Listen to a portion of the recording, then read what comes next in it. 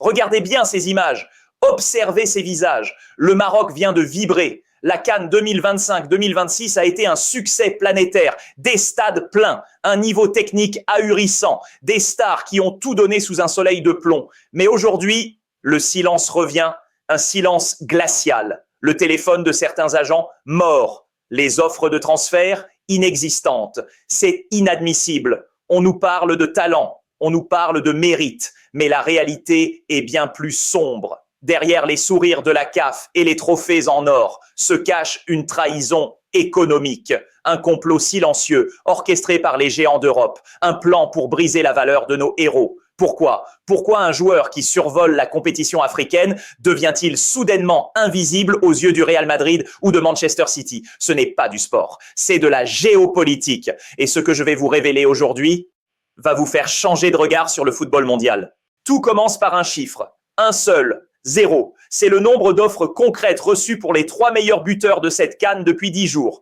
Pourtant, le monde entier a vu leurs exploits. Le monde entier a crié leur nom. Mais dans les logiciels de recrutement des clubs européens, leurs noms ont été cochés en rouge. Une liste noire. Le dossier noir du Mercato 2026. Imaginez, vous êtes l'un des meilleurs attaquants au monde. Vous portez votre pays. Vous marquez des buts légendaires au Maroc. Et quand vous rentrez dans votre club, votre place est sur le banc. Votre prix ? Il chute de 30%, sans aucune raison technique. C'est le paradoxe africain, une anomalie qui n'a rien d'accidentel. Nous avons enquêté, nous avons fouillé dans l'ombre, dans les coulisses de la FIFA, dans les emails cryptés des directeurs sportifs. Ce que nous avons trouvé est effrayant. Il existe une consigne non écrite, une directive invisible. Ne recrutez pas d'Africains en janvier. Laissez-les s'épuiser. Attendez qu'ils soient brisés. C'est une stratégie de boycott économique. Les clubs européens ne veulent plus payer le prix fort pour des joueurs qui partent un mois en milieu de saison. Alors, ils se sont mis d'accord. Pas officiellement, bien sûr. C'est plus subtil. Ils créent le doute. Ils font fuiter de fausses blessures. Ils organisent la dépréciation. Prenez le cas de ce jeune prodige marocain. Tout le monde le voulait avant la compétition. Sa valeur, 60 millions d'euros. Aujourd'hui, on parle de 25 millions. Pourquoi ? Parce qu'il a trop joué. Parce qu'il est fatigué. Mensonge pur et simple. La vérité, c'est qu'ils veulent l'acheter pour une misère. Ils veulent piller le talent africain sans en payer le juste prix. Mais attendez, ce n'est pas seulement une question d'argent, c'est une question de pouvoir. En dévaluant les stars de la CAN, les clubs européens reprennent le contrôle. Ils envoient un message clair. Votre compétition nous dérange. Votre succès nous coûte cher. Alors, nous allons vous le faire payer. C'est une guerre de l'ombre, une guerre où les contrats sont des armes. Les agents sont désespérés. Certains joueurs pleurent dans leur chambre d'hôtel. Ils se sentent trahis par le système qu'ils ont servi. Ils ont fait briller l'Afrique et maintenant, l'Europe les éteint. Le premier dossier noir concerne un nom que vous connaissez tous. Un joueur qui devait signer dans un club du top 3 mondial dès ce matin. Tout était prêt. Le jet privé attendait sur le tarmac de Casablanca. Mais à 2 heures du matin, tout a basculé. Un coup de fil. Une excuse bidon et un joueur dévasté. Pourquoi ce revirement soudain ? Qu'est-ce qui a été dit dans cette réunion secrète à Genève ? Les preuves que nous avons rassemblées sont irréfutables. Il ne s'agit plus de football. Il s'agit d'un sabotage organisé, un sabotage qui vise à maintenir l'Afrique sous tutelle financière. Vous pensez que j'exagère ? Vous pensez que le marché est juste ? Regardez les dates. Regardez les mouvements. Un joueur européen moyen, après 3 bons matchs, voit son prix exploser. Un joueur africain, après une CAN héroïque, voit son avenir s'assombrir. C'est un schéma qui se répète, année après année. Mais en 2026, ils ont franchi une limite. La CAN au Maroc était censée changer les choses. Elle devait être la vitrine d'une Afrique puissante. Elle est devenue le théâtre d'une expropriation de talents sans précédent. Les recruteurs étaient là, oui, mais ils ne cherchaient pas à acheter. Ils cherchaient à casser les prix. Nos frères, nos champions sont traités comme de la simple marchandise périssable. On les utilise pour le spectacle, on les acclame pour l'audience et on les jette quand vient le moment de passer à la caisse. C'est une humiliation que nous ne pouvons plus accepter. Mais ce que ces clubs ignorent, c'est que nous savons. Nous avons les noms, nous avons les chiffres et nous allons les révéler un par un. Ce mercato de janvier 2026 ne sera pas celui de leur victoire, ce sera celui de leur démasquage. La pression monte, les supporters commencent à comprendre. Sur les réseaux sociaux, la colère gronde, mais les dirigeants européens pensent qu'ils sont intouchables. Ils pensent que leur complot est trop bien ficelé. Ils font une erreur fatale. Ils oublient une chose. Le peuple du football n'est plus aveugle. Le premier dossier que nous allons ouvrir est celui d'une star mondiale. Un homme qui a porté son équipe nationale jusqu'au dernier carré. Un homme à qui on avait promis le monde et qui se retrouve aujourd'hui seul face à une trahison qu'il n'avait pas vu venir. Qui est ce joueur? Quel club a osé déchirer son contrat en pleine nuit? Et surtout, quelle est la véritable raison de ce boycott? Les preuves que nous allons vous montrer dans quelques instants sont terrifiantes.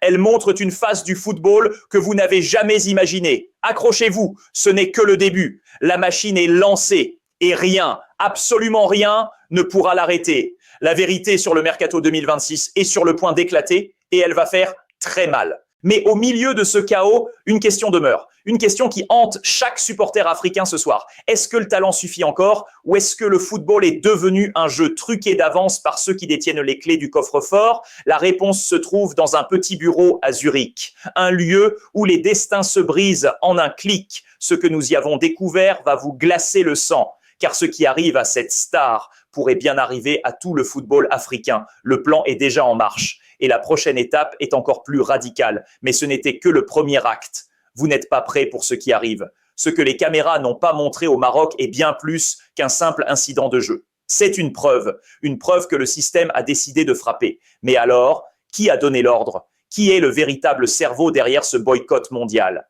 La réponse se cache derrière une transaction qui n'a jamais eu lieu, une transaction de 100 millions d'euros annulée pour un simple détail. Voulez-vous savoir de qui il s'agit? Voulez-vous voir le document qui prouve la trahison? Le mystère s'épaissit, mais la lumière arrive et elle sera aveuglante. Restez là, car ce que vous allez entendre dans le prochain segment va tout changer. Mais avant d'aller plus loin, posez-vous cette question. Pourquoi maintenant? Pourquoi ce silence alors que le monde entier regarde? Ce n'est pas une coïncidence, c'est un signal que nous allons décoder ensemble, immédiatement. Mais l'ombre est encore épaisse et les acteurs de ce drame se cachent encore. C'est là que tout bascule. Tout le monde se demande pourquoi? Pourquoi le meilleur joueur du tournoi reste-t-il sur le banc? Pourquoi les valises restent-elles fermées? La réponse ne se trouve pas sur le terrain. Elle est dans les serveurs de données des plus grands clubs mondiaux. Une technologie de pointe utilisée là pour une trahison de pointe. Nous avons contacté un analyste data d'un club du Big Six en Premier League. Sous couvert d'anonymat, ce qu'il nous a confié est révoltant. Il existe une note de risque spécifique pour les joueurs revenant de la CAN au Maroc. On ne regarde plus vos dribbles, on ne regarde plus vos buts de légende. On regarde votre index de fatigue, un algorithme froid, brutal, injuste.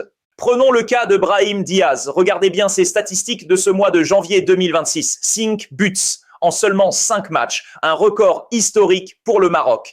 Il a porté les Lions de l'Atlas sur ses épaules. Il a fait vibrer Rabat et Casablanca. Et pourtant, au Real Madrid, sous les ordres de Xabi Alonso, le silence est total. On parle d'un intérêt d'Arsenal à 50 millions d'euros, mais le dossier est bloqué.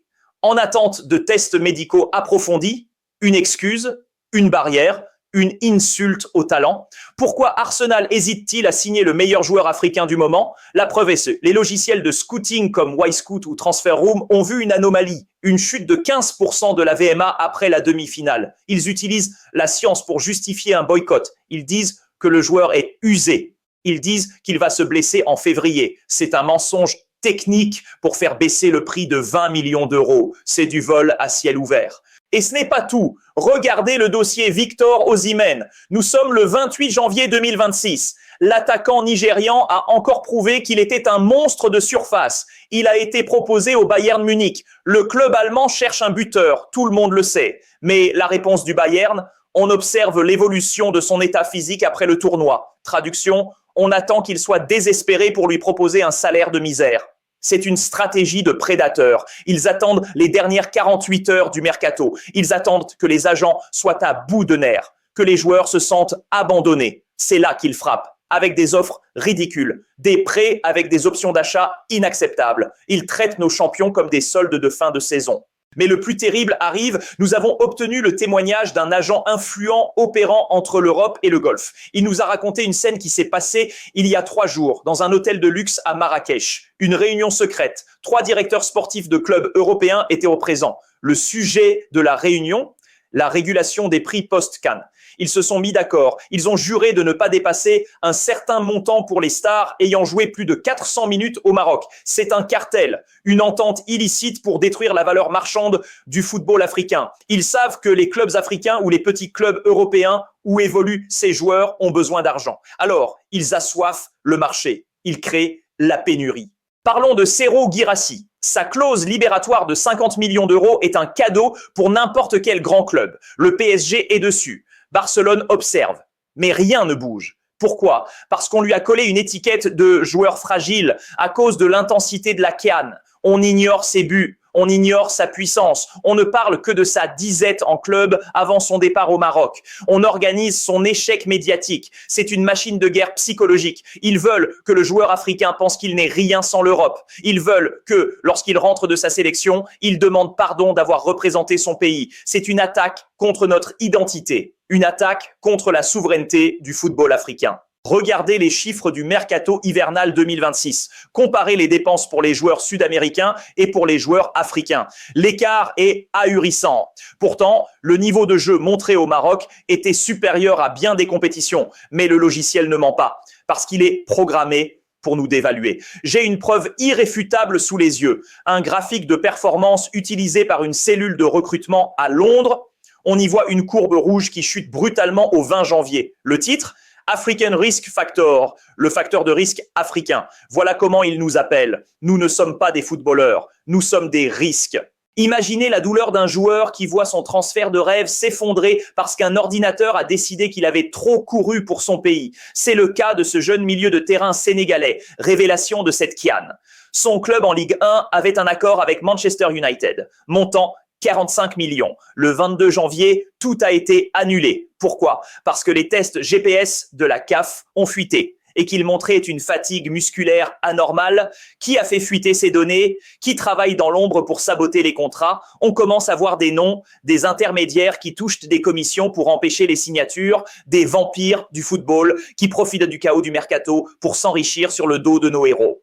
La tension monte dans les vestiaires, les joueurs ne sont plus dupes, ils voient bien que leurs coéquipiers européens, même blessés, reçoivent des offres mirobolantes, ils voient l'injustice de leurs propres yeux et certains commencent à parler dans l'ombre, dans les messages cryptés que nous recevons chaque heure. On nous traite comme des machines qu'on loue et qu'on rend abîmées, nous a écrit un cadre de la sélection ivoirienne.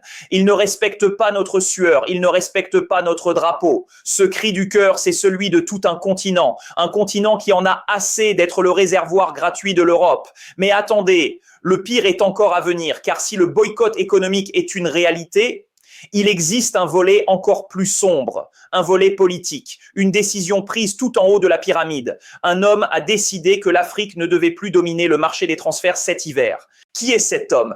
Quel est ce club qui a lancé l'ordre du boycott mondial? Les noms que je vais vous révéler dans le prochain segment vont vous faire l'effet d'une bombe. On ne parle plus de rumeurs, on parle de faits, de documents signés, de trahisons filmées. Ce que nous avons découvert sur la transaction annulée de 100 millions d'euros va tout faire sauter. Le joueur concerné est une icône. Le club acheteur est un géant. Et la raison de l'annulation est répugnante. Vous pensez avoir tout vu? Vous n'avez encore rien vu. La montée en tension n'est qu'une étape. Le cœur du complot est là, juste devant nous. Et il est plus terrifiant que tout ce que vous pouvez imaginer. Restez branchés, car la vérité ne se cache plus. Elle hurle. Et nous allons l'écouter ensemble. Pourquoi ce silence de la part de la FIFA? Pourquoi Gianni Infantino ne dit-il rien face à cette dévaluation organisée? La réponse est dans les coffres forts. Mais l'horloge tourne, tic-tac, tic-tac. Le mercato se termine et le piège se referme sur nos stars. Mais nous n'allons pas les laisser faire. Le dossier est ouvert et il ne sera plus jamais refermé. Ce que vous allez entendre dans le segment 3 va changer votre vision du foot pour toujours. Préparez-vous, car le nom du coupable arrive et il est plus proche de nous qu'on ne le pense. Regardez bien ce nom. Écrivez-le, gravez-le. Victor Osimhen, l'homme qui vaut 130 millions d'euros, l'attaquant que toute l'Europe s'arrachait il y a encore 6 mois. Le 25 janvier 2026, à 23h45, un contrat était sur la table. Un contrat qui allait changer l'histoire du football africain. Le PSG était prêt, Luis Campos avait donné son feu vert, le jet était prêt à décoller de Naples pour rejoindre Paris, mais à minuit, l'ordre est tombé, un ordre venu d'en haut, de très haut. Stop. Annulation immédiate. Raison, instabilité physique post-CAN. Mensonge. Victor Osimhen venait de qualifier son pays avec une prestation de gladiateur. Il n'était pas instable, il était puissant. La vérité ? Une réunion secrète s'est tenue à Londres, au siège de l'ECA, l'Association des clubs européens. Derrière des portes closes, les représentants des plus grands clubs, Chelsea, Manchester City, Real Madrid et le Bayern Munich, ont signé un pacte de non-agression. Un pacte pour ne pas surpayer le talent africain cet hiver. Ils ont décidé ensemble de laisser les prix s'effondrer. C'est une manipulation de marché. C'est criminel. Ils ont utilisé la CAN au Maroc comme une excuse pour instaurer un plafond de verre financier. Ils se sont dit, si nous n'achetons pas maintenant, ils n'auront nulle part où aller. En juin, ils seront à nous pour la moitié du prix. Mais le dossier le plus berlint concerne Mohamed Kudus, le joyau du Ghana, l'homme qui transforme chaque ballon en OR. West Ham réclamait 85 millions d'euros. Liverpool était sur le point de signer le chèque. Mais le 26 janvier, un document interne a été envoyé à tous les directeurs sportifs de Premier League. Une alerte de surcharge. Le document affirmait que Kudus avait subi des micro-lésions invisibles pendant le tournoi au Maroc. C'est une invention, une pure fabrication. Nous avons consulté des médecins du sport indépendants. Ils sont formels. Kudus est dans la forme de sa vie. Alors, qui a rédigé cette alerte? Qui a intérêt à ce que Mohamed Kudus reste invendable cet hiver? La réponse se trouve dans les officines de conseil qui travaillent pour les propriétaires américains de certains clubs.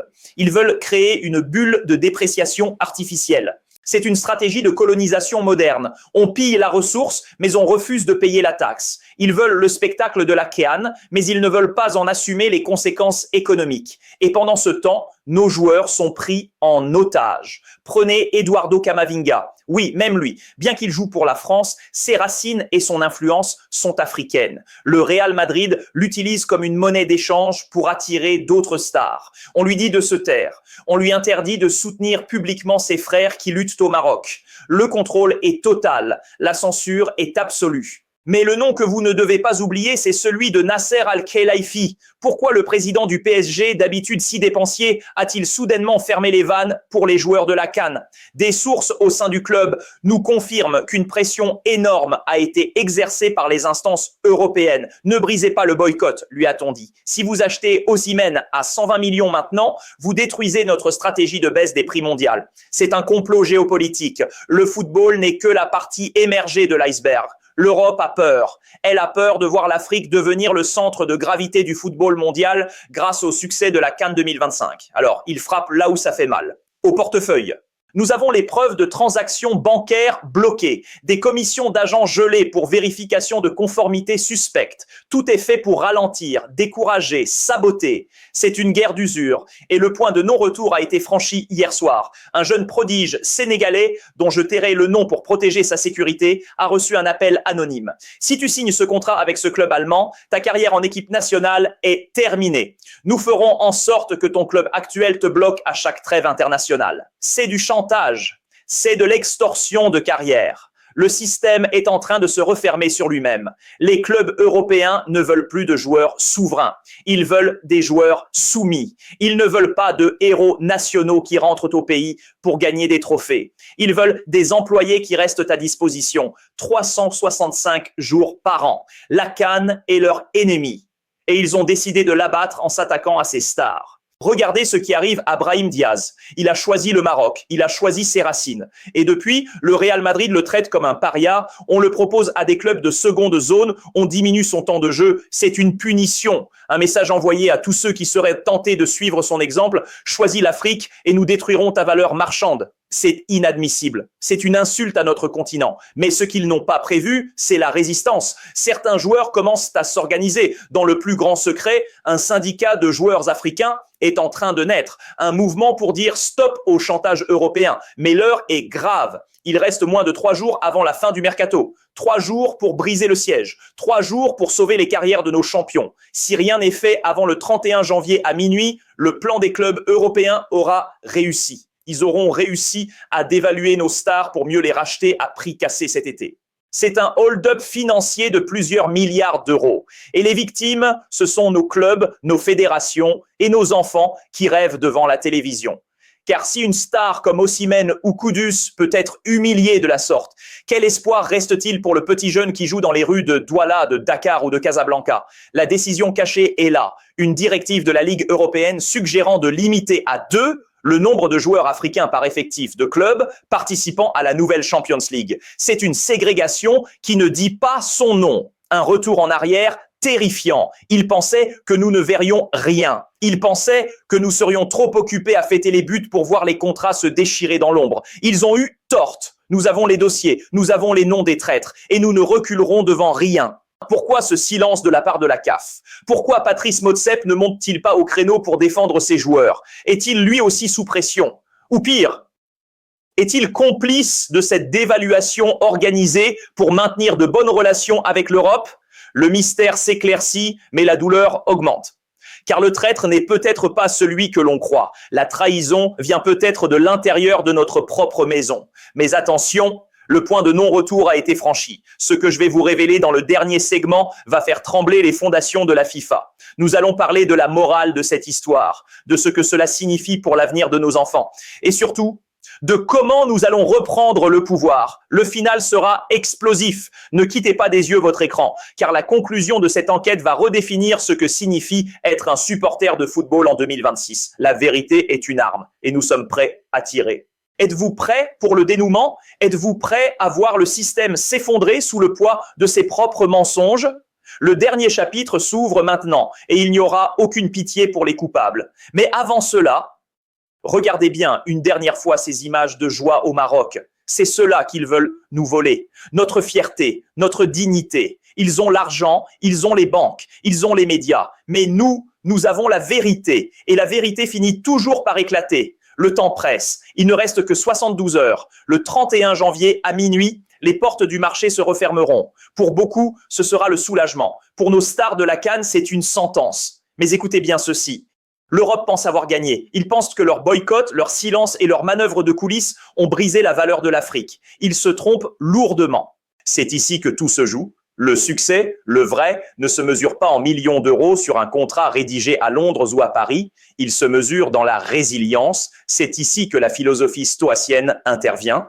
Marc Aurèle le disait, ce qui entrave l'action favorise l'action. Ce qui barre le chemin devient le chemin. Ces clubs européens ont dressé des barrières. Nos joueurs en feront des tremplins. Victor Osimhen, Brahim Diaz, Serhou Guirassy. Ils ne sont pas des victimes, ils sont des guerriers. Ils ont compris une chose fondamentale. L'opinion des recruteurs et les complots de l'ombre sont hors de leur contrôle. Ce qui est en leur pouvoir, c'est leur talent, c'est leur sueur, c'est leur honneur sur le terrain. Ce complot géopolitique que nous avons démasqué n'est qu'une épreuve de plus. Une épreuve qui révèle la peur du vieux continent. S'ils essaient de vous dévaluer, c'est parce qu'ils savent que vous êtes déjà incalculable. Le prix qu'ils refusent de payer aujourd'hui, ils le paieront au centuple demain. Car le talent africain est une ressource inépuisable. La vérité est inévitable. La leçon de cette enquête est claire. Ne cherchez pas la validation chez ceux qui organisent dans votre chute. Soyez votre propre maître. Le succès n'est pas une destination financière, c'est une discipline de l'esprit.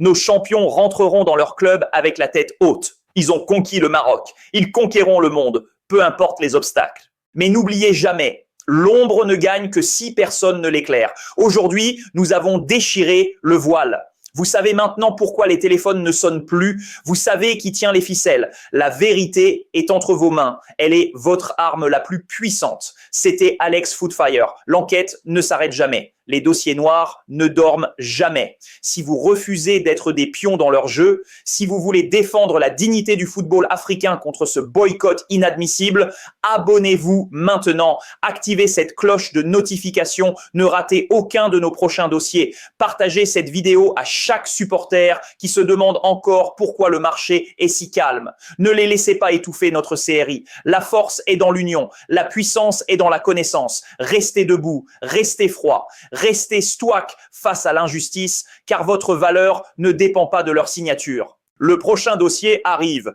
et je peux vous dire qu'il sera encore plus dévastateur pour ceux qui pensaient nous faire taire. On ne vous dira pas tout ailleurs, mais ici la lumière ne s'éteint jamais. Merci d'avoir suivi. Le combat continue. À très bientôt pour la suite de la vérité. Justice pour nos stars. Gloire à l'Afrique. Nous sommes les gardiens de l'histoire. À demain pour le prochain scandale.